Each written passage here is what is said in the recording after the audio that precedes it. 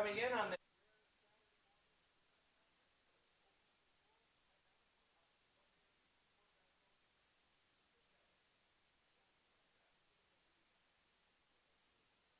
About this, you're playing in the stadium you coached in against the old team that you coached for. It just a lot of parallels for you in your career. What's it like to kind of have it all come to this point? Honestly, I've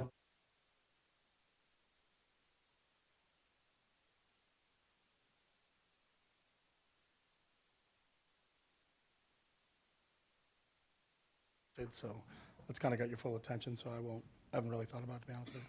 How much have you looked back at that Tennessee game and the game plan and how what made it work in your eyes the most? I think our players just really executed, did a great job. I thought Will played really well, within the confines of the offense and threw the ball very accurately. What he's done in almost every game we played this year. So I thought our running backs really contributed well. I thought the offensive line was really cohesive in that thing, and obviously our receivers made some big-time plays. So I think it was every position was really contributed to that win over Tennessee.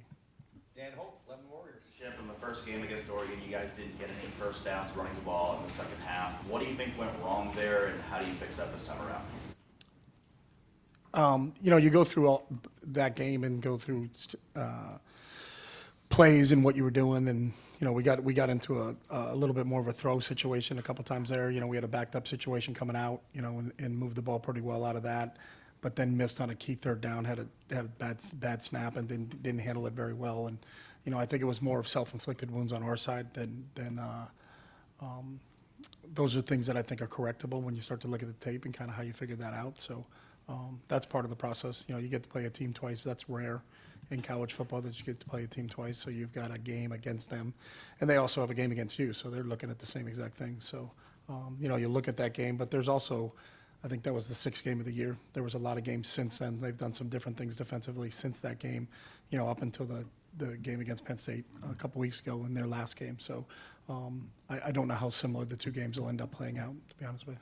How confident do you feel that you guys were able to find something in the run game against Tennessee that can now translate over to this game? Yeah, I think every game is different. So I think you don't look at, hey, we did this against Tennessee, so we'll do this against our next opponents. I think it's always the matchups and the individual matchups, our O-line versus their D-line, which I think is one of the best D-lines in the country. I think Harmon and Caldwell inside, having Birch back. Birch didn't play against us in the first game, so what impact will he have, as an edge player, because he's a really, really good football player. So, I don't think you look at the game you played the week before against a different opponent and say, hey, this matches where we go here.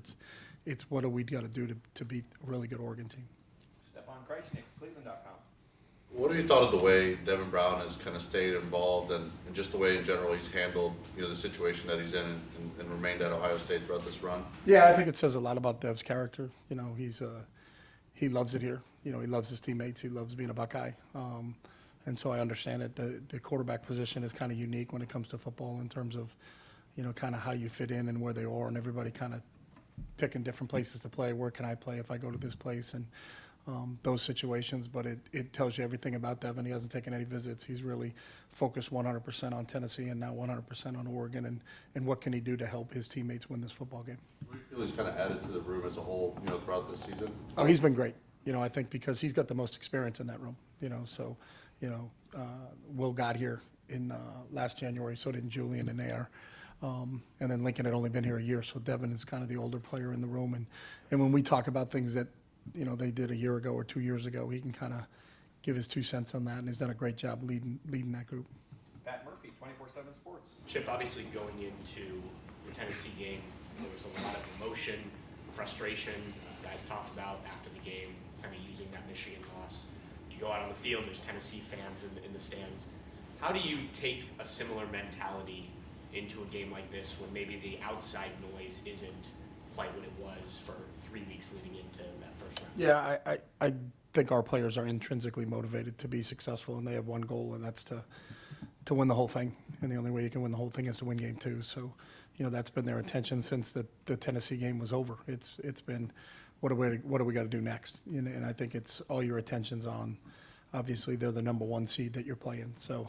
And they're the 1 seed for a reason. They're the only undefeated team in college football. So, that gets your attention right away. So you don't have to muster up any type of other motivation in terms of what did people say about us, so that'll motivate us even more. It's a really good football team. Turn on the tape, and they're going to challenge us, and our guys are really excited about that challenge. And you mentioned maybe not focusing so much on that last game because of what's happened since then.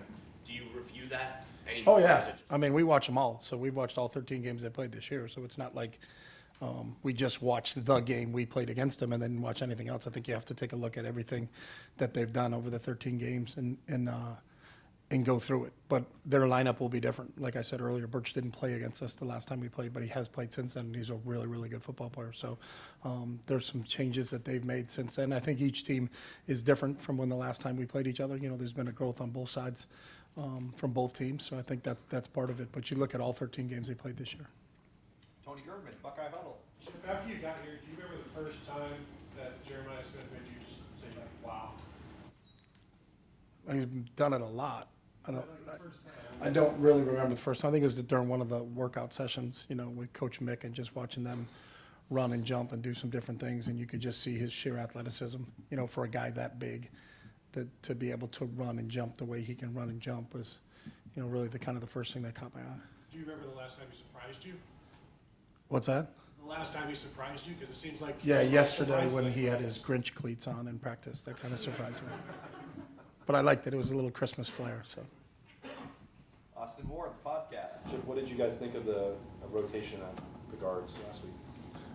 I thought all three of those guys did a really nice job, and I think it's, you know, to develop depth late in the season like we have is critical. I thought Luke played really well. But I think when you can kind of keep some guys fresh, you know, most teams defensively, Tennessee being one, our team being one, Oregon being one, rotate defensive linemen. Very rarely are you rotating offensive linemen. So to have three really capable guys inside that can spell each other, I think helps keep them fresh a little bit. So, you know, I know Justin and Coach have talked about it. We'll continue to play all three of those guys, and I think it makes all three of those guys better players. Yeah, you said it's not that common. We don't see it very often. Is that a difficult thing for a coaching staff to do and institute? Like, it just goes against like the notion that you want chemistry and cohesion and all the rest of that. Like, was it a difficult step for you guys to take that? No, I think it's a credit to those guys, and I think they've all earned it. So I think that's the one thing about it. It's a meritocracy here. If you merit playing time, you get playing time, and all three of those guys have worked really hard at it. So, you know, the more depth you can have is better, and that's a positive. You know, as you're getting in here, as we talk about it, it's a 16, 17 game season to win the whole thing, and so your depth is going to be tested. Our depth obviously has been tested in the offensive line, losing Jimmy and losing Seth. So, but to have Luke step up the way he stepped up is a huge deal for us. Dylan Davis, Delaware Gazette. Galani's a guy, obviously, every time somebody talks about his consistency, people talk about he's finding consistency with the talents. He's playing better and better, so he's getting bigger and bigger role. He had a good block with a touchdown. What have you seen from Galani? It's just allowed him to grow on the field and kind of find that consistency and that trust within the offense. Yeah, I'm a big Galani fan. I think he's a tremendous football player. He works his tail off, and you can see him develop. He's certainly gotten better each week this season, and it continues to develop. He's a big, tall, rangy target, but he's a physical football player, you know, and when you look at him, you see his length and you see his height, and you say, wow, you know, that's impressive. But then you watch his toughness. You know, I think on the one play, Will took off for a first down and fell forward, but when he hit the ground, the ball popped out, and then Tennessee picked it up, and he laid a hit on the Tennessee defender that picked the ball up. But there's an innate toughness to Galani that any football person just kind of admires from him. So, you know, combining that athleticism with that toughness, it's a pretty good package. Don Sperry, WSYX. WBNS.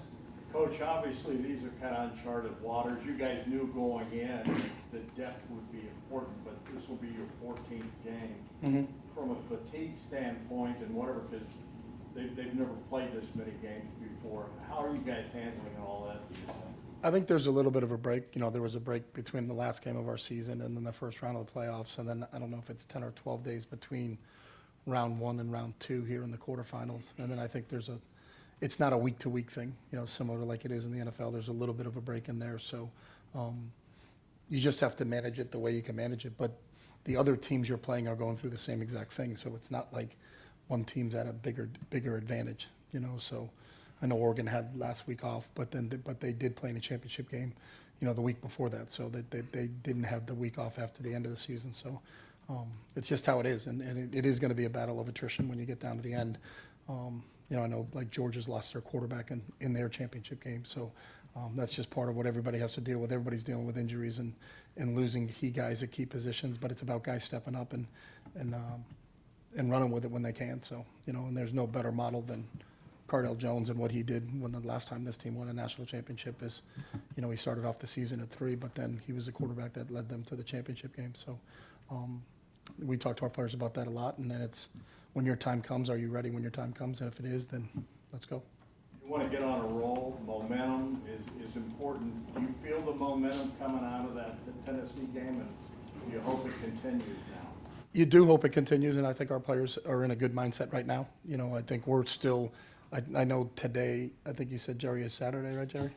Yes. It's Wednesday in our world, so that's kind of how we approach it. So, we had a good Monday and a good Tuesday, so now it's really just having a good Wednesday and concentrating fully on what we can do today to get better for this game that's coming up in a couple days. Kellyanne Stitz, WSYX. It's been a few months and both teams have evolved, and you mentioned Oregon getting Birch back. Mhm. What have you noticed the differences in Oregon's defense since the last time you played them? Yeah, I think some of the personnel has changed a little bit, and I think some of the players that did step up, when Birch went down, have really played well. Mateo's got 10.5 sacks and has been has been a force on the edge. And I think all of those guys have grown as a group, just like our guys have grown as a group. So, it'll be a different game than it was the last time, just because of the maturity in both teams. And Will had a really good game against Oregon, but coming off arguably maybe his best game as a Buckeye. How have you seen him approach this week? He's been the same. That's the one thing I love about Will is his consistency and his approach on a daily basis. Is every Monday is the same, the same preparation in terms of film study and what we talk about. What's Tuesday look like? What's Wednesday look like? What's Thursday look like? And his growth during the week. So I think it's that consistent approach that you really kind of admire from him. There's nothing looking forward. Make the proper corrections on a Sunday after a game, whether it's a win or a loss, and then move on to the next opponent. And that's the way I think he's approached it since the first game of the year. Stephen Means, Cleveland.com. Just more on the rotation. With Austin, I guess his ability to be able to do that in the same game. Donovan Jackson sometimes talked about the difference between left brain, right brain. So just him being able to do that in the same game, and did he grade out as a champion in that game? Just can you evaluate his performance on both sides? Yeah, and I think you make a great point. There's a big difference between playing on the right side and playing on the left side, and I don't know if people really truly realize that. It's a different deal. There's a big difference between being a guard and being a tackle. How you see things and what you see. You see different looks. You're facing different players. You're using different footwork. On the right side, the right hand's down and the right foot's back. On the left side, the left hand's down and the left hand's back. So that sounds easy, but to drill and to be a great offensive lineman, the technique and the repetitions are huge, and to have to be able to do it both ways within a game itself is a credit to Austin. And I think that flexibility allows us to kind of move those three guys around, because somebody has to swing if you're going to do that. So I think he's done a really good job, and I think since the beginning of the year he's always kind of been that guy that started off a little bit early in the year on the right side, then stepped in on the left side when Donnie was down for a while there, but then to be able to fill and go over to the other side is a really big deal. And there was a way you guys were running the ball, obviously pre 1 million different injuries on the offensive line. Just having the time between the last time you guys played and when you guys played on Saturday to maybe revamp whatever you guys need to revamp to fit it to what the guys are now. Could you do that during the season when you're playing week to week while also trying to mitigate all the losses you're having on the offensive line? Yeah, a little bit. And I think a lot of times your game plan specific in the run game really is dictated by who your opponent is and how they play and how they deploy. What type of spacing do they use up front, and then what plays are better against that spacing. And then breaking down the individual play of the individual guys. Where is their strength? Is it the inside guys? Is it the outside guys? How do they handle certain plays? So there's certain plays that are better against different teams. So there's always adjustments that go on from a week-to-week basis from that standpoint. Spencer Holbrook, Letterman Row. Chip, since Will has come back at tight end, what has he given you guys that maybe you guys were missing in the time where that he missed?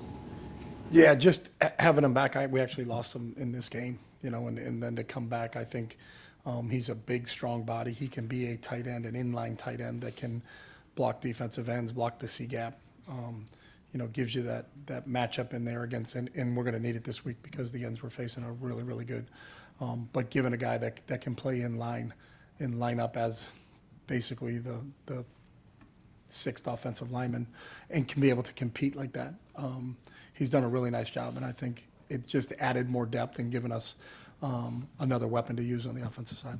You guys used the tight ends pretty well against Tennessee, and then I think G had Galani had a big catch against Penn State. You guys used G against Oregon. Terrence Ferguson was pretty good against you guys. What is it about big games? You've been a play clock a long time that makes you guys get the tight end more involved? It seems like in a big game, offenses just target tight ends. Yeah, I mean, the tight ends are usually deployed towards the middle of the field. It's a shorter throw for the quarterback. The tight ends are usually bigger targets. They have a bigger catch radius just because of the size of the tight ends and what they can do. Sometimes it becomes a matchup game with tight ends. How do they match up against the linebackers? If they're a little bit more athletic than the linebackers, then do you put a DB on them? But if you put a DB on them, maybe they're bigger than a DB. So that becomes kind of the game within a game when you're trying to control the middle of the field. It's like having a really good slot receiver, and we do, and Emeka that can control the middle of the field. But they have a really good tight end. Watching them on tape that does a great job of helping control the middle of the field, and he's really a safety valve for the quarterback, knowing that, hey, I got a big guy somewhere in the middle of the field. It's a shorter throw. They don't have to drive the ball to the sideline to get the ball to him, but you can take advantage of some of that spacing and use those guys. But I think it's the same thing. The teams that are really successful in the NFL, the Chiefs and people like that, and the Niners with Kittle, having that kind of security blanket in the middle of the field is a big deal for a quarterback. Folks, this press conference is being zoomed and streamed around the world on the World Wide Web. We're going to go to a couple of those on Zoom right now. Question from Andreas Soto from the Los Angeles Times. Andreas? Coach, you are returning to the stadium that you called home for the past 6 years. Does that add anything to this game for you, or is it just kind of business as usual? Got to get more sunscreen looking at the weather report because we haven't seen the sun in a while out here in Columbus. But I think more the game itself and the Rose Bowl itself, is it's such an iconic place and such a special place to play. To be at that 2:00 kickoff on the West Coast on January 1st it's special, and so I'm excited to be an opportunity to coach in another Rose Bowl. I think that's going to be really special. And how would you say you've grown over the past year? Say that again. How would you say you've grown over the past year, like as a coach and as a person? Yeah, I mean, I think anytime you're a product of your environment, so to be able to be around this group, the players and obviously this coaching staff here has to make anybody better. So I think the fact that I got a chance to spend time with this group is a truly special time. And I had a great time when I was at UCLA. I had a great staff and an unbelievable group of players there too. So I think just really fortunate with everybody that I've got a chance to be around the last 7 years. Going to move on to Jordan Mendoza, USA Today. Hey, Coach. You at one point almost had Dylan Gabriel as your quarterback at UCLA, so clearly that you have a connection with him. What was it about him that wanted you to have him as a quarterback, and what can you say about just the type of quarterback and person that he is? Yeah, I'm not surprised at the success Dylan has had. You could see it when he was at Mililani in Hawaii in high school, and then watching what he did at Central Florida. Didn't surprise me the success he had at Oklahoma, nor the success he's had at Oregon. He's extremely accurate. I think he's really calm. There's a poise about him that I think is, kind of special for the quarterback position. Doesn't seem to get rattled too much. Really has a true understanding of what they want to get accomplished there. And is also really athletic, so that if you do take away some of his options from a throw standpoint, he can beat you with his legs. So I think he's the complete package and one of the top quarterbacks in the country. We've got time for one more on Zoom. Joe Reedy from the Associated Press. Hey, Chip, just with working with this offense for the past year, when was the point where you felt like you were really comfortable with this group and everything was kind of operating how you wanted it? That's always a work in progress. I think in some games you're like, that was, we were really productive and really efficient in terms of what we did. And then other games, you come out of the game and say, hey, we left some things out on the field, or we didn't do what we thought we could do against this team. So that's part of the process. But I think we really approach it on a week-to-week basis. We don't kind of look at it and say, hey, I think we've arrived, because I think each week is totally different. So, there's been some games where I think we've been really, really happy with what we've done. There's been a few games where we know we got to be better. So, our job is to put those guys in position to make plays and then let them go play. So, we got a great group from that standpoint. That is a joy to coach because of how they approach every single day here. So, we're excited about the next opportunity that we get with these guys. And then just what's it been like just, being an offensive coordinator after many years of being a head coach? Has it been like you thought it would go? Yeah, it's been a lot more football and a lot less overall meetings, I think, that a head coach has to do. But I think any head coach would share with you that part of it. Sometimes I think as a head coach, you wear a lot of different hats. Obviously, as a coordinator and just coaching the quarterbacks, it's a little bit different. So it's been fun. It's been really enjoyed being back in the meeting room with players on a day-to-day basis. As a head coach, you bounce around to different meeting rooms, but as the coordinator, you're with the quarterbacks all the time. So I really have enjoyed that aspect of it. Got time for a few more questions here. Tom Moore, Buckeye Huddle. Chip, we've seen teams kind of bracket Jeremiah at times. As a play caller, how does that maybe open things up for you in other areas of the field? And how is that, is that like an underappreciated part of his game that he's maybe having an impact even when he's not getting the ball? Yeah, he obviously has an impact every time he's on the field. But I think it's really the quarterback being able to discern that. Are they bracketing him on this play and not bracketing him on that play, and understanding, do we go to option 2 or option 3? If maybe JJ was option 1 and they are doubling him, then hopefully that means someone else, is going to be open. So it's really Will being able to process that post snap from how teams are deploying him. But I think Will's done a nice job of that. And having a quarterback like Will and going up against a quarterback like Dylan, this is obviously 2 real veteran quarterbacks. You've had young quarterbacks somewhat recently as well. Where does that show up the most? Is that during the week that you can just kind of zip through stuff because it's, I've seen it? Or does that show up more on game day? Where do you see the biggest impact from having a veteran quarterback? I think in both, and I think a lot of times with Will, specifically this year, like he sits in on our game plan meetings with us and talk to him about, hey, we kind of like this in this situation. What do you feel like? Hey, he'll give, he doesn't always agree. He said, hey, I kind of like this. So, bounce ideas off of him because he's played a lot of football and has a lot of experience. So, that's enjoyable when you have an older quarterback. Sometimes when you have a younger guy, they don't have the wealth of experience to be able to share with, I kind of like this, because they haven't done it. They just lack the experience. They don't lack the talent. They just lack the experience. So having a veteran quarterback like that's played a lot of snaps, and there's things that will say, hey, we're looking to do this. So I did that. That was a 2-point play for us a couple years ago. So I kind of like that operation. So, having that experience, I think, is huge when it comes to quarterback spot. And I'm sure Dan will tell you the same thing about having Dylan over there. I think he's got 60 some odd starts. So, that experience can't hurt you. Bill Rabinowitz, Columbus Dispatch. Chip, you coached a long time. You've seen great players coaching the NFL. Have you ever seen anyone as good, as young as Jeremiah? As young? No, not that maturity level, that approach, those physical skills as a young player, as a freshman. I've not seen anybody like Jeremiah, no.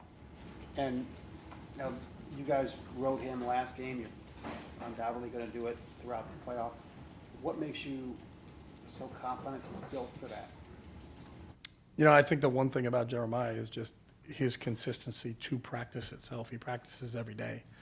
Very rarely has he missed anything. I think his durability over the course of time, we've played 14 games now or 13 games now, and he's been there every day. Some other guys have had an ankle, had a knee, had something that would keep them out, not for the entire game, but during the course of a week, maybe miss a Tuesday, miss a Wednesday.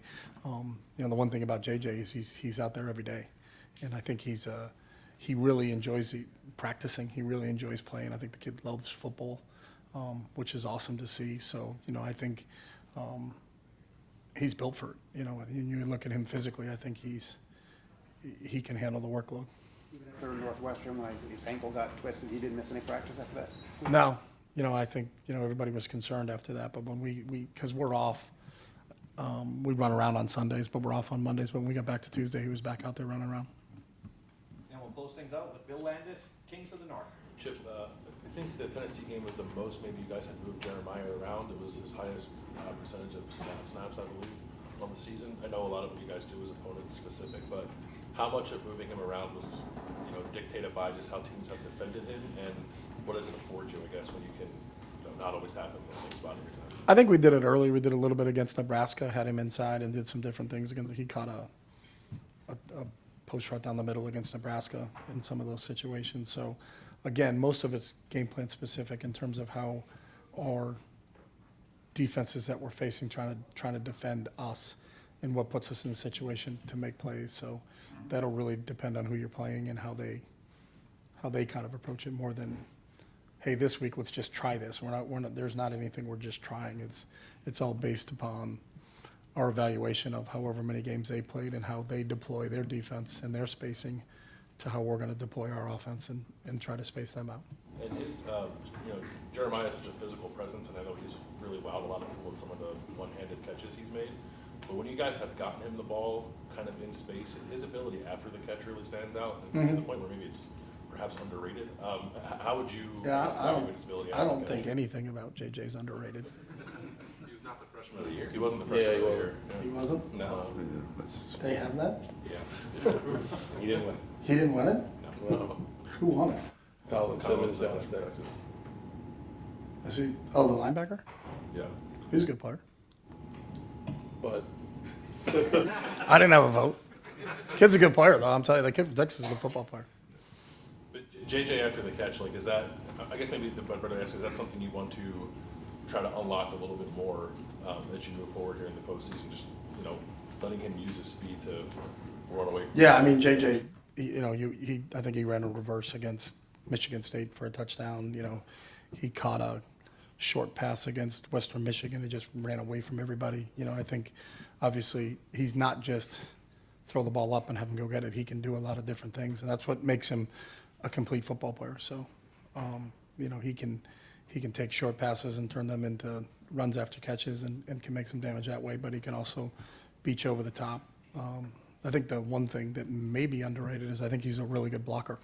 You know, and I think he's done a really good job on perimeter runs in terms of being able to lock up DBs and get his hands on them because he is such a big guy. But he takes a lot of pride in that too. That's the one thing that's always so good about JJ is that there's nothing that he's not willing to do to help us win. So if it may be a key block in a certain situation, or it may be catching a short pass and running with it, or it may be, you know, catching the ball over the top, those highlight type catches that he's made, it's that he's the complete package. So, you know, we're fortunate to have him. Coach, thank you very much. All right, thanks, guys. I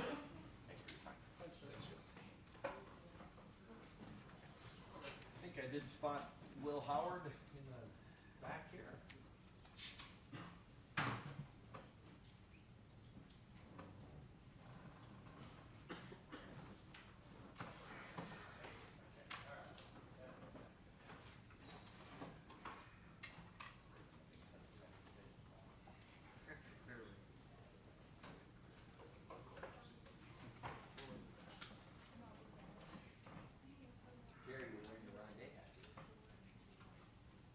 Okay.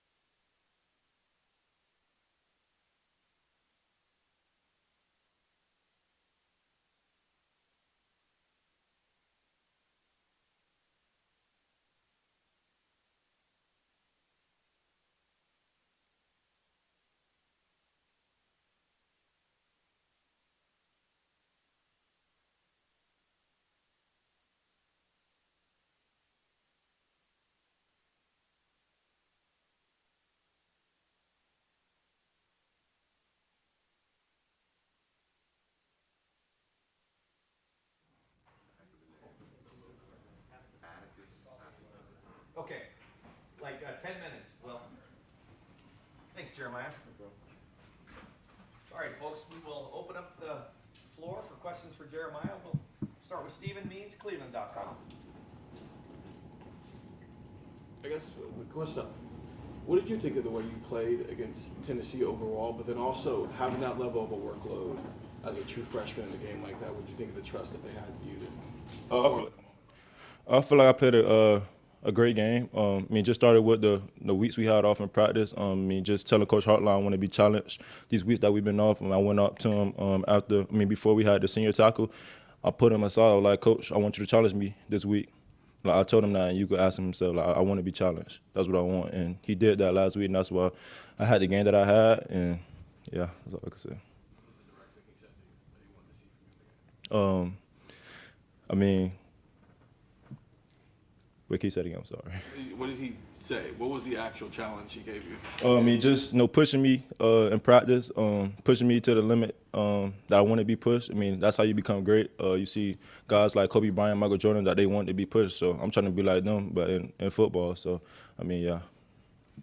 Bill Rabinowitz, Columbus Dispatch.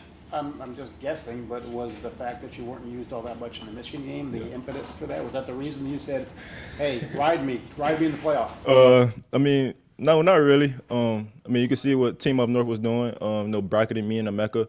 I mean, just, I know second half didn't go as planned as everybody wanted to go, but, we got to lead out behind and just focus on what's in front of us, and that's beating Oregon. Go over here to Dom Taberry, WBNS. What's the feeling with the offense right now? Do you guys feel like you're ready to get on a roll? Oh, yeah, for sure. We hungry right now. I can see it in everybody's eyes. Everybody in the offensive line, quarterback, Will Howard, receiver room, we definitely hungry for sure. Ready to go out there in Pasadena and just put on the show. Austin Ward, the podcast. Hypothetically, what would annoy you more? Being interfered with and not getting the call, or not being able to make the catch anyway? I say be able not to make the catch anyway. I feel like every ball that's thrown to me, I have to catch it no matter if the defender on me or not. I just feel like I have to make a play no matter what. I mean, I played Saturday. I feel like I could have caught it, but, it was a pass interference. But it touched my hands. I should have caught it. Dan Hope, 11 Warriors. Jeremiah, there's a lot of discourse from fans this week about you not winning the Sean Alexander Freshman of the Year award. Just what's your thoughts on that? I mean, Colin is a great player as well. I mean, I can't really knock him. Sean is a great guy. I talked to him 2 weeks ago. He's a great guy. Learned a lot of things from him outside of football as well. So, I mean, I really can't focus on that. I'm just worried about beating Oregon and, just going out there to Pasadena and just putting on the show. Anybody else with questions? Tom Moore, Buckeye Huddle. You mentioned getting bracketed by Michigan. Is that frustrating? I mean, we've seen that from the father teams. Yeah. Is that frustrating? Is that, it feels like you always think you're open. Are you still open when you're bracketed? Oh, yeah, for sure. I feel like I'm still open no matter if I'm bracketed or not. I mean, they just came out with a good game plan to bracket me and Emeka, and, just, things didn't go as planned as we thought it would, but we just got to keep moving on and just move forward, that's all I can say. Stephen Hellwagon, 24/7 Sports. Hey, Jeremiah, the 2 touchdown plays that you had with Will Howard, how many times do you think you guys rep that to get, those were perfect throws, perfect patterns, and you beat your guy off the line of scrimmage. Just how many times do you think, and what does it take to perfect that? I think we repped that at least, I don't know how many times in practice over the weeks that we had off. Just came down to, if they press me, we taking a shot. That's what they told me the weeks we was off. And he told me before the game in the locker room, I just got to give you a shot. And that's what he did, and I just made a play. If I can ask, the first game against Oregon, just how tough was that challenge against their secondary? I know you have the penalty at the end of the game, but you guys made plays all day long against them. Just what's your thought about the challenge those guys gave you? I'll say the challenge is going to be, a good challenge. They have some great group of guys there. Jabbar Muhammad, number 7, Nico Reed, the other corner, number 9 over there. They a great group of guys. Probably the best we go see all year for sure. We just got to go out there and, be Ohio State. That's all. Tony Girdman, Buckeye Huddle. Jeremiah, so when are you not open? Probably when the whole team on me, I should say. I'm always open to me for sure. Just throw the ball in my area. I'm gonna find a way to make a play. That's all I can say. Stefan Kreisnick, Cleveland.com. You talked earlier about some of the great athletes that got challenged and you aspire to be like. I guess where does that confidence kind of come from for you? How long have you had that confidence that you have the ability to be one of the greats in this sport? I mean, a lot of people tell me that I'm gonna be great at what I do.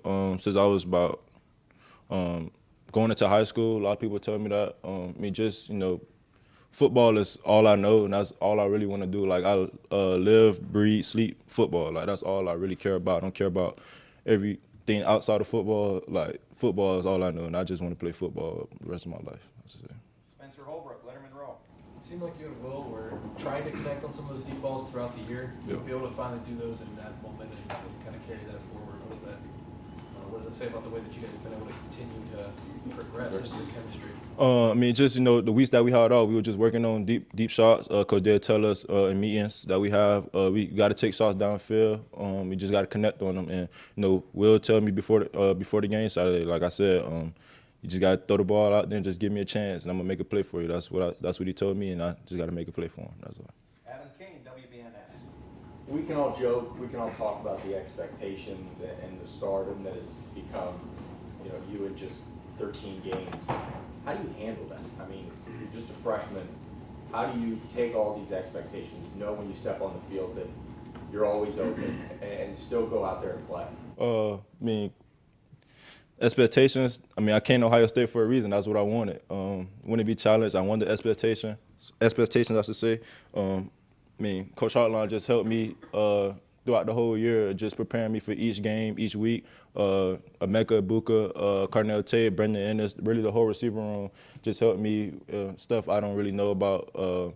They just helped me throughout the whole week. And, I can't really say it's all on me because my talents, but they really been a big part of the reason I'm having the season that I'm having for sure. Andrew Gillis, Cleveland.com. Jeremiah, over 1,000 yards, 12 touchdowns in your first year. When you look back at your freshman year, what was the most difficult part about adjusting to the college game? What was the part that you had the hardest part about trying to transition to that? Learning that playbook. Playbook is something else. Just coming in, spring ball, just new plays in every week. I'm like, whoa, what is this? Like, this new plays every day. And Coach Hartline, like, you gonna be good. We got summer, fall camp. You gonna be straight. So I mean, just I said that's definitely was the hardest part, just learning the playbook and a lot of other things, I should say, for sure. How long did it take you to kind of get that down pat? How long did it take you to feel comfortable in the playbook? I'm pretty sure I got it down pat right now, but next season I really want to learn everything, the H, Z. Yeah, I really want to learn everything in the playbook for next year, for sure. Pat Murphy, 24/7 Sports. You mentioned how many guys it might take for you to not feel open. So when you are one-on-one, and Will's talked about when he sees you being one-on-one, what is going through your mind as you line up and realize there's one guy covering you? Win. That's all I can say. I mean, that's what Coach Hartline, we do something like in a hotel Friday night before the game. He asked me like a question like, you get one-on-one, something like that. He asked me, what do you do? I say win. And everybody just started laughing out of nowhere. I'd be like, this is true. Like, you got to win your one-on-one battles. So, yeah. Over here to the right, Bill Landis, Kings of the North. Jeremiah, they moved you around some against Tennessee to the point where you had a couple matchups against linebackers. Yeah. What goes through your mind when you find yourself matched up against a linebacker? I just started laughing in my head a little bit. I mean, linebackers can't really cover receivers like that, so I just know like I'm most likely gonna be open. But they just try to move me around a lot because people try to bracket me when I'm outside just alone by myself, so that's why they're moving me around a lot, I should say. Far left, Jayla Van Horn, the Lantern. Jeremiah, you mentioned the most difficult part of your freshman campaign has been learning the playbook. What has been the best part so far? The best part?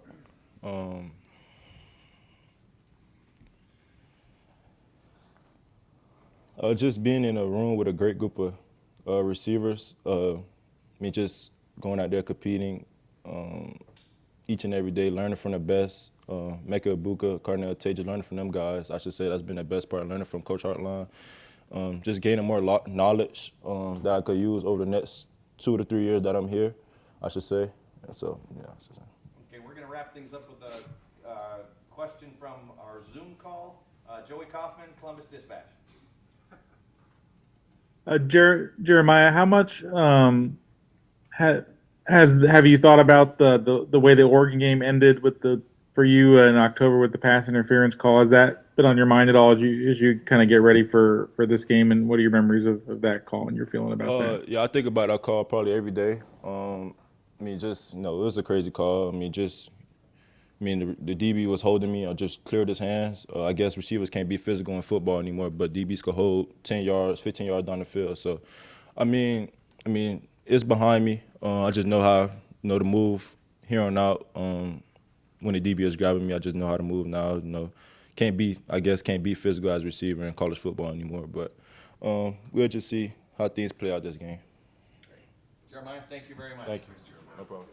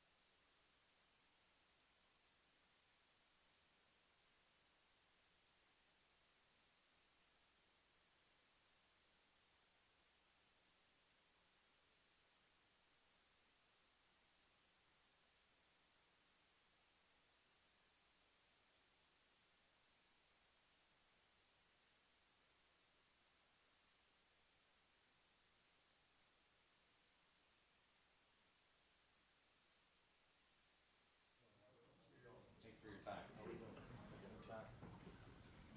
All right, we're going to open up the floor for Will, but Dylan Davis, Delaware Gazette. Will, obviously you talked about growing up in Pennsylvania and growing up into country. Have you had a chance to reflect on the fact that you're going to be the starting quarterback at Ohio State in the Rose Bowl? Has that dawned on you yet, or are you just kind of focused on it? Yeah, it is cool to think about, but kind of where I'm at, like this is where we expected to be, and this is coming here to Ohio State. I expected to be in this position, and this is when it really starts. This is crunch time here, and I obviously, yes, it's surreal, and I have to appreciate every opportunity that I get here, and I'm just blessed to be in this position that I am. But we expected to be here, and we're excited. It's an unbelievable opportunity we have in front of us, and for me, being like you said, a kid who watched the Big Ten, watched the Rose Bowl every year, and I remember my band from my high school going out to the Rose Bowl in Pasadena, and that was like a big deal, and it's something I always dreamed of, playing in this game. So it's a pretty unbelievable experience. God has blessed me in a multitude of ways, and I'm just very thankful. Dave Biddle, 24/7 Sports. Well, you've had a lot of good games in your career, but is the Tennessee game perhaps the best performance you've had personally when you look at the stakes of the game and how well you played and the number 8 defense in the country? When you add it all up, is that maybe the best you've played in your career? I think I played well enough for us to get the win, and that's all that matters. And at this time of the year, you got to be playing your best ball. And I felt like I was making pretty good decisions with the football. Obviously, it wasn't perfect. It's never going to be perfect, but I felt pretty good about my performance. But I think we're gonna need more down the stretch. So can't be satisfied. Don Taberry, WBNS. Well, what's the mood of the club? I mean, you guys had hoped for this shot to get another crack at these guys. Now it's happening on such a huge stage, and the stakes are so big. What's the mood of the club right now, getting another shot at these guys? Excited, man. Excited and ready. I said, the moment we were walking off that field, we're going to see these guys again, whether it was, in the Big Ten or here. And here we are, man. We knew we were going to get another crack at these guys. It's hard to beat a team twice, and we're hungry. We're ready for this opportunity.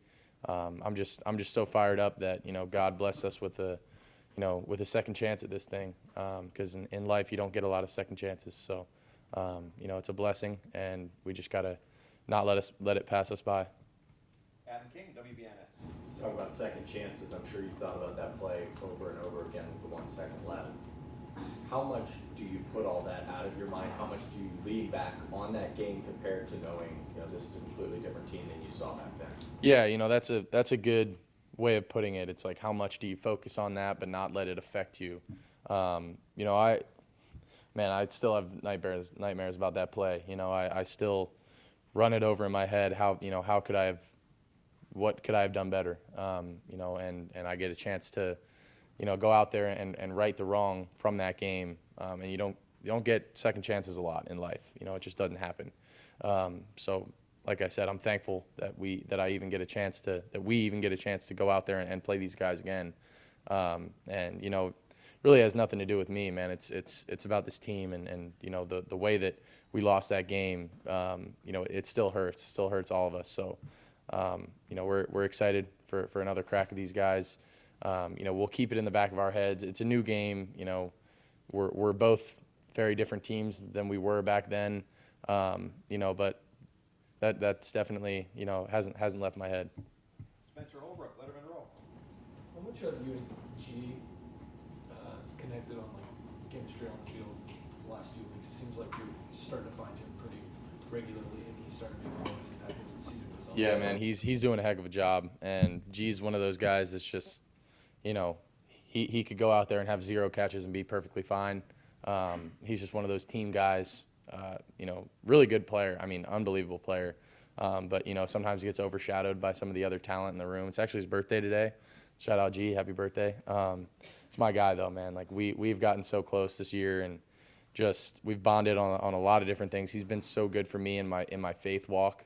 Finding the Lord, and he's been a really, really great influence on me on and off the field this year, and definitely down the stretch here we've become pretty close, and I think it's showing in terms of chemistry on the field.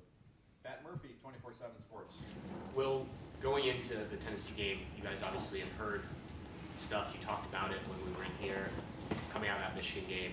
You walk out, you see the Tennessee fans. There's just a lot of motivational factors.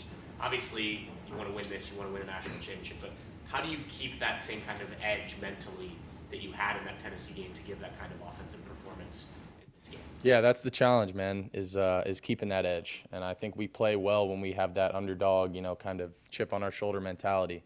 And that's what we came out with last game. And that's the challenge is, how do we not listen to any of the good stuff right now because, the same people that are patting us on the back were, beating us down 2 weeks ago. So you just got to remember that and remember to not eat any of the sugar and just, keep our heads down and keep grinding and keep having that same edge and that same mentality. And it really starts with how we practice, I think. Tom Moore, Buckeye Huddle. When Jeremiah is bracketed, Chip talked about the fact that that's really you are the one who kind of takes advantage of that. That's not like a play calling thing, that's really you. So when you see, hey, they've got a couple guys over there, what does that do for what you see on the rest of the field and what your decision-making process is? Yeah, anytime, a defense has to put 2 guys over 1, I mean, it's either creating matchups elsewhere or giving you numbers in the box. Whatever it is, you gotta be able to work with it and see it, and I wouldn't be surprised if people are gonna start bracketing number 4. I'd probably do it too, but you can't forget about 17 and 2 and 88, and I mean shoot, we got guys elsewhere, so it's if you try to take one of them out of the equation, then we got other dudes that are gonna step in and make plays too. So I mean, and that's the thing. I mean, you can double him and he'll still go and make some plays. So that's all part of the chess game, and like I said, playing a team twice becomes even more of that back and forth chess game. How are we gonna scheme them up and vice versa, and but at the end of the day, it all comes down to execution and finding the matchups where we can and taking advantage of what they give us. David DeGuzman, WCMH. Hey, well, you talked a lot about momentum in the playoffs. What kind of an advantage does that give for a team like yours against a team that hasn't played since the Big Ten Championship? Yeah, I can't speak for them because they obviously have had a little more time off, but in terms of us, I think playing that first game did give us a little bit of momentum and feeling good going into this next game. And if I was coming off of 4 weeks of rest, I don't know, it'd be a little weird coming out here and playing the first game. But we said we wanted to get that first one and then get this ball rolling from there and keep this thing going. And I think I can't speak for them. I don't know, but we feel good, you know, about where we're at. Kevin Noon, Buckeye Huddle. Yeah, Will, is Jeremiah always open? Because Jeremiah thinks Jeremiah is always open. Yes, he is pretty much, you know, they got to put like 3 or 4 guys over him for him to not be open. Yes, he's unbelievable, man. He makes some pretty crazy plays and can do some great things off the line of scrimmage. And then, you know, when the ball's in the air, he goes and gets that thing. So, I mean, he's special. Austin Ward, the podcast. Well, this isn't specific to the last play of the Oregon game, but when you're talking about a rematch and a second shot, how many times do you think you watched the duration of the first matchup as you're doing your film preparation? Maybe that was 2 weeks after the game as well with the off week, but also now time to prepare for Wednesday.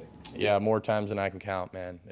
We got the game plan in the facility here, so nobody's forgot about it. You know, I watched it quite a few times that bye week afterwards. You know, how could I fix it? And then, you know, at the same time, you want to flush it and get away from it. But now, you know, that they're back, you know, they're the squad we're playing. It's like, you know, I have watched it and you know, it hurts me because I'm like, man, like there were so many opportunities for us to win that game. And you know, looking back at it, it's like, man, we just didn't play our best ball that day. And, you know, it makes you excited, you know, because, you know, we got another chance at it. And like I said, you don't get a lot of second chances in life. And God's blessed us with one. And, you know, so we got to make sure we take advantage of it. And it's a hell of a team, man. I mean, Oregon's a great team. They do some really good stuff, man. And you know, it's not going to be easy. You know, but we got to go in there and, you know, do our thing and, you know, take what they give us and impose our will, because that's the only way we can do it from here on out. You said, you know, they played 6 other games since then, so they probably changed. The personnel is going to be different. Birch back out there. What's the balance for you prepping where you can watch yourself against them or the other 6 games that they played since then? What's the right equation breaking that down? I don't know if I have that answer. You know, when I'm watching film, I'm watching a bunch of different film, and you know, our game is one of the games they played, so I'm going to be watching that a bunch, and then also watching the other games they played, because you know, they have changed a little bit, and we've changed a little bit, and you know, nobody's just going to stay the same every year, every week. You're upgrading. You're trying to become a new version of your team. So we got to, you know, evaluate where we're at, where they're at, and see what the best method of trying to figure that out is. We got time for a couple calls from the World Wide Web, from the Zoom cast. We'll go to Oregon writer James Crapia. James? Well, you were certainly quite effective passing against them. What does make their corners effective, though? They're both 5'10". That's relatively small compared to your receivers. What makes them pretty effective at corner? I think they're very athletic, and they're not as physical as some of the other corners we played against. You know, they're not trying to like put their hands on you at the line, but they're very good shadow guys, and they stay with guys, and they stay over top of dudes, and they don't like to, you know, get beat over the top, and I don't think they get beat very often. You know, obviously they're going against their playmakers every day, which, you know, they got some fast dudes over there. You know, I think they're both great players. I think Sevens, you know, I played against him when he was at Oklahoma State. I think he's a good player. He's solid. They're both solid players, but you know, I think we got an advantage physically a little bit that we need to take advantage of, and make sure that we don't let them just, you know, stick all over us, and you know, I'm not worried about that, but you know, they got good players, and we're gonna have to show up and win our one-on-ones. Let's go to Cameron Teague Robinson from The Athletic. Hey, Will, I think it was a little earlier in the presser you said that obviously you guys have changed. You guys are a different team, but for you, how are you different since that Oregon game? Yeah, I think, you know, you try to evolve every week, and you try to learn from the good things and from the bad things. And you know, I don't know if I could say, you know, one thing about, you know, where I've gotten better at, you know, what I've gotten better at. Maybe, you know, my completions, you know, just trying to take what the defense gives me, trying to get smarter with that, with my decision making as the year's gone on, and just getting more comfortable in the system, I think is another part of it. You know, I don't think there's one thing I can necessarily put my finger on, but just trying to learn from the good and from the bad, and evolving every single week. We have one more Zoom call. Joe Reedy, Associated Press. Well, what's it been like having Chip Kelly as your offensive coordinator, and just how has the relationship developed and maybe improved during the year? It's been really good, man. He's a super bright guy, run game, pass game. I mean, he's coached, some of the best players that I've, grew up watching. And, I think just getting to work with him and just getting to be on the same page with him about a lot of things.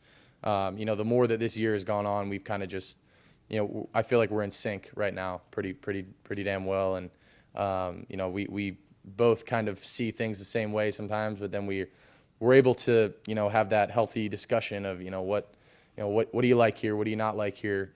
I think our relationship has just gotten better and better as the year has gone on. I've thoroughly enjoyed my time with him and working with him, and I think we've had a good time with it, and we want to finish this thing the right way.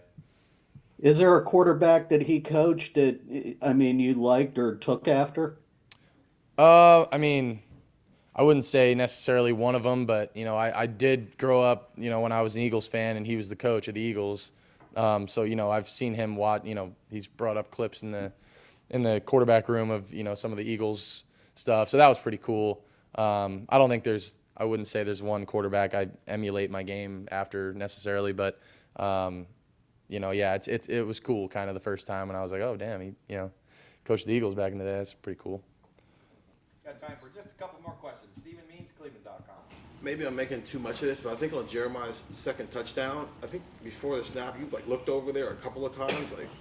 I don't know. Can you just walk us through what you were seeing, and did that play just ultimately turn into, oh my God, he's one-on-one covered with one safety, I'm throwing it up? Yeah. So on that play, I'm looking at where the safety is, and if the safety gets over top of him, I'm not going to throw it to him. If he's not over top of him, I'm going to throw it to him. And he didn't get over top of him, so I was just making sure that they were crazy enough to leave him one-on-one, and they were. So. And final question, Bill Rabinowitz, Columbus Dispatch. Kind of along those lines, when you see him in man coverage, one-on-one, is it almost like automatic? I'm throwing to him. It's an easy position. If we got it called, yes, pretty much. There's quite a few routes where if it's an X isolation or a one-on-one concept, and if we have one-on-one with him, or really, you leave any of our receivers one-on-one, and it's pretty hard to guard.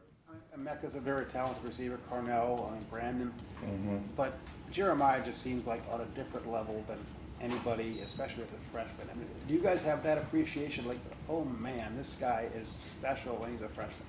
Yeah, I think you forget about it a lot. When you're around it every single day, you kind of forget that the kid was in high school a year ago. He just doesn't. You just around him, you don't feel like he's a high school kid. You don't feel like he's an 18-year-old, 19-year-old. Like he's just mature beyond his years, and yeah, he's special, man. He's different. I've never seen a kid his age.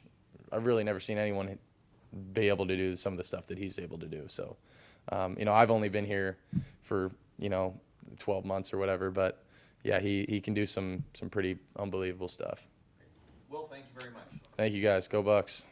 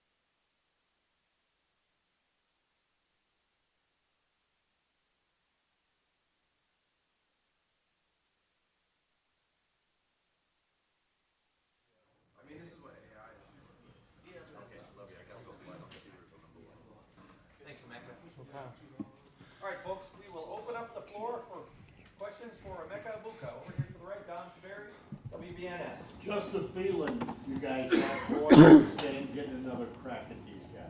Yeah, we're super excited. I think that, I played in the Rose Bowl my freshman year. It's an amazing venue. It's so beautiful. They do a great job hosting for the players, the coaches, the families.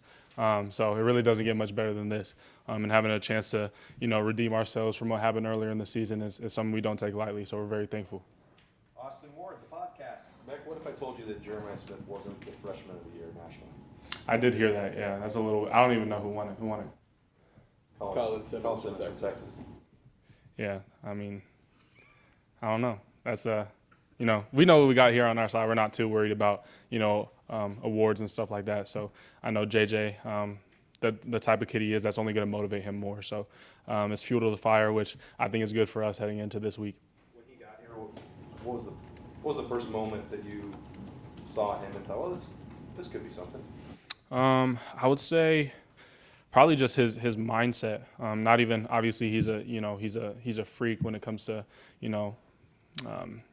his body and stuff like that, just his physical nature. But I think just his mindset, the way he approached the weight room, it didn't really seem like a way a freshman would. And he was our only freshman ever to receive, an Iron Buckeye award, which, is something I was pushing towards my entire time being here. But, it takes another level of dude to be able to receive that reward, especially as a freshman. So, that's kind of when I knew. Stephen Means, Cleveland.com. More on that. When you and Marv first got here, Garrett and Chris were adamant about the way that you guys, even as freshmen, were pushing two guys who were about to be first-round draft picks. And then Marv kind of said the same thing about Carnell and Brandon last year. How did JJ push you guys when he first got here as the young guy, and now you guys are the older guys? Yeah, I would say it's very similar. It's kind of the same exact thing. And, I don't know what it is about the culture in Zone 6, but we keep bringing in these type of people year in and year out. That's what makes our room so great. But I think that something that JJ was able to push me in was just, he was able to push me in my leadership. I needed to grow in that aspect, but he also was able to challenge me when it came to the weight room and on the field, because we were always paired together when it came to summer and winter workouts. We were always lifting together. I get a couple wins, he get a couple wins. So it was really that next level step of competitiveness that I needed and that edge that I needed. Pat Murphy, 24/7 Sports. Emeka, you guys came into the Tennessee game with a lot of outside motivation with Michigan loss and kind of the 3 weeks of talk.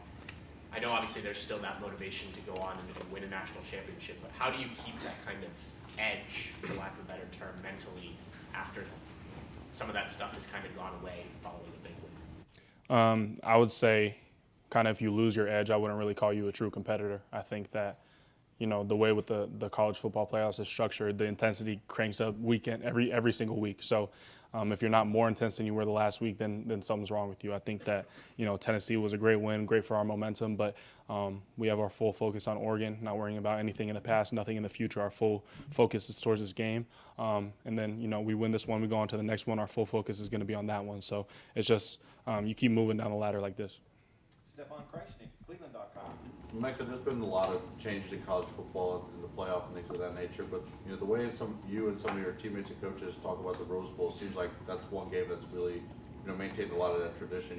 You played in it, you know what it's about. Could you explain it to us who've never had a chance to play in it, why the Rose Bowl has maintained that level of respect from players and coaches? Yeah, I think I don't know. There's just something about it, something in the air down there in Pasadena. It's just a beautiful venue, especially that time of the year. Like you said, the tradition is held year in and year out, and it's kind of the game you dream of playing in when you're a little kid, playing backyard football with your friends. The Rose Bowl is always one that tends to come up, so just having a chance to play in it is definitely very surreal, and this is going to be my second time, so I'm going to do my best to take it all in while also being fully focused on Oregon.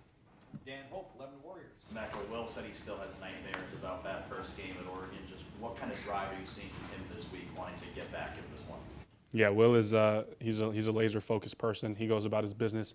He's very loose and he's very calm and he's able to rally the team. But you can see it in his eyes that this game means everything to him. So every single practice, every single huddle, making sure we're sharp, making sure we have a better practice than we had than yesterday, a better practice than Oregon is having. So his full focus is on beating this team, and obviously it's hard not to think about the stuff of the past, but I know he's laser focused on what we got coming up.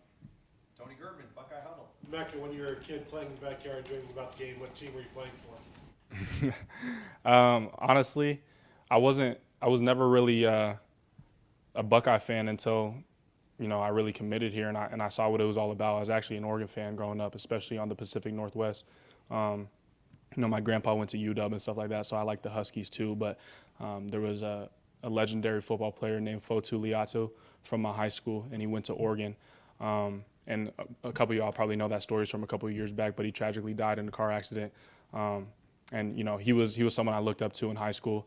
I was relatively close with him, even though he was a bit older than me in age. But just seeing what he did at my high school and then going on to play big time football at Oregon, that was a school that I really dreamed of going to. Let's see, Bill Rabinowitz, Columbus Dispatch. I hate to ask you another Jeremiah question, but I've got to ask it. Is there one moment, one play, one something that made you just go, oh man, I've never seen that before. That's just incredible. Yeah, I would say it's happened multiple times. There's not really one I can pinpoint, but the more he does it, the more I tend to react less. So I would say probably my earliest memories of it were in spring ball, kind of getting the first glimpse of him when he's making all these ridiculous catches. And he still does it time and time again, even now, but it's just more common now for me. Bill Landis, Columbus Kings of the North. Emeka, you had, I think it was 12 touches in the first game against Oregon, 10 receptions, 2 carries. Is there something about this matchup that favors you? And now that you have, or you were that productive the first time you played this team, what kind of attention or I guess maybe different defenses are you expecting to see? Yeah, I mean, we're not entirely sure what their game plan is going to be, but we're prepared for everything. I'm not going to get too much into scheme and stuff like that, but we know that if the ball comes our way, we got to make those plays. So whether I have 10 receptions again coming up this game or I have 0 or 1, we're just looking to get this win on the road because it's really a road game for us, flying across 2 time zones. So I think that, it's going to be a great matchup. Whether they tend to focus on me more or not, it doesn't really matter to me because I know our team has a great plan regardless. Got time for a couple more questions. Spencer Holbrook, Letterman Row. Are you guys ever surprised when the game ends and you look at the stat sheet and Carnell's only got 1 or 2 catches? You can kind of feel it throughout the game, I would say. He's a true competitor. He wants to get involved, but at the same time, he's super selfless. And he's really humble, so he's going to do whatever it takes for the team to get a win.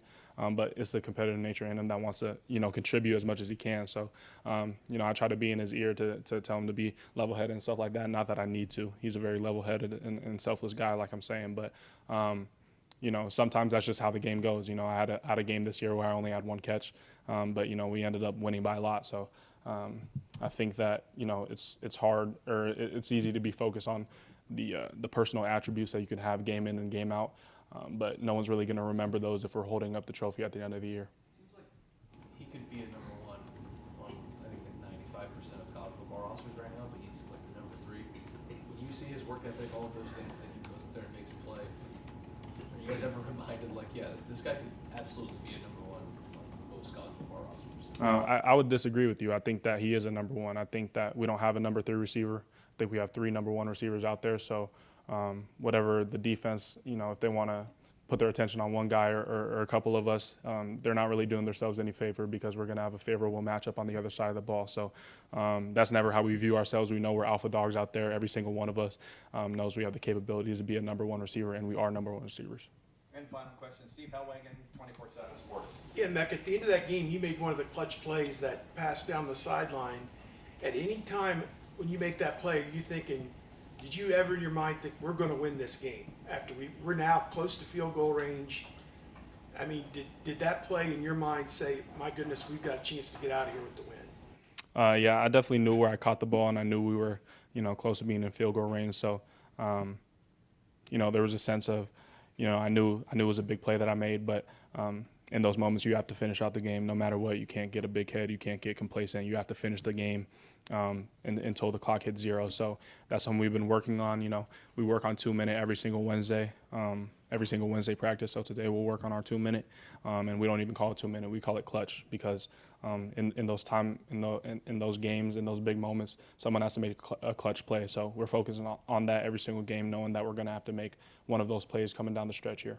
What would it mean if you're able to finish this one off and get to the Final Four of this playoff? Just what in your mind, just, would this be, just the ultimate, I suppose, to beat a team that's already beaten you earlier this year?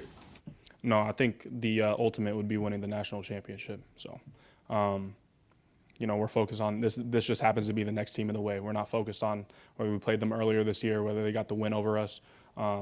They're just a nameless, faceless opponent. So we're going out there fully prepared, not worried about what's happening in the past. We've played them before, we felt them out. So it's all about who got better from that point in time until now.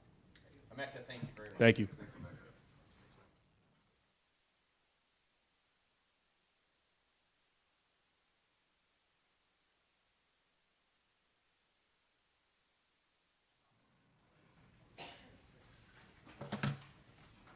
All right, we'll open up the floor for Quinan. Dan Hope, 11 Warriors. Quinan, what do you feel like you guys were able to find in the run game against Tennessee that maybe wasn't working in the previous couple games? I think schematically, our coaches did such a great job at getting all the playmakers the ball in space and just trying to find different ways for us to score. What stands out to you about this Oregon defense and the challenges they present? I think when you look at the past game that we played against them and you rewatch the film over the last couple of games, you go back and you look and you see, how did they improve as a whole, as a defense, and what did they really change about their defense? And it kind of looks similar to the first time when we played them, so we just got to execute.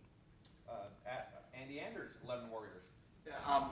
Last 3 games, and I know running game is a very team thing, and you guys have made some strides going into this Tennessee game. But last 3 games haven't been necessarily the most efficient you've had. What are you seeing on the field, and maybe do you feel ready to pop off a bigger performance in this game? Yeah, definitely. I feel like, as a whole, everybody on the offense can contribute. And, we have a lot of great playmakers on our team, and our coaches will definitely find ways to get us all the ball and get in the best position to score. Stefan Kreisnick, Cleveland.com. I know you grew up in SEC country. Did you have any interest? Did you think you'd make it to the Rose Bowl one day and want to play in the Rose Bowl one day? I would say, yeah, definitely. As a competitor, that's something that you compete for, too, especially as a team player, to be at the top level, to go to the playoffs and be in this position. So I wouldn't say I would have guessed I would be here in this position now, but definitely wanted to be in this spot. Bill Rabinowitz, Columbus Dispatch. Will had the moment at the end of the game that he thinks about. Jeremiah, same thing. You had the play early in the game with a fumble. I mean, it's a great play by the defensive player. How much do you think about that? How do you think about that play when you replay it in your mind? That's past us now. That game is past us. We're looking forward to how we can come out this week coming up and win this game. And that's all that really matters, as a whole, as a team. Everybody has that same mindset, that same grit, and that same passion. So that's all that matters. Pat Murphy, 24/7 Sports. You guys had some pretty clear motivational factors coming out of Michigan, going into Tennessee with 3 weeks of a lot of talk. How do you keep that same kind of mental edge now going into this game, where maybe there's more people talking positively about you, things like that? Yeah, definitely I would say everyone just keep the same mindset that we had going into where we are now. We all have a big goal in mind, and we know what that goal is, so whatever it takes to stay focused, that's what we're going to do. Austin Ward, podcast. Coach, on the way that you and Trey balanced out the workload last week, was that sort of the perfect embodiment of what you guys envisioned a year ago as you started looking at this opportunity? Definitely, I would say, our coaches do such a great job at that, at just getting him in there in different positions on the field, and just Trey being the type of player he is, whoever is on the field, we're both going to do our job, so I look forward to it. Tony Girdman, Buckeye Huddle. John, I know you've got games to focus on. Have you thought about what's going to happen for you next year, where you're going to be?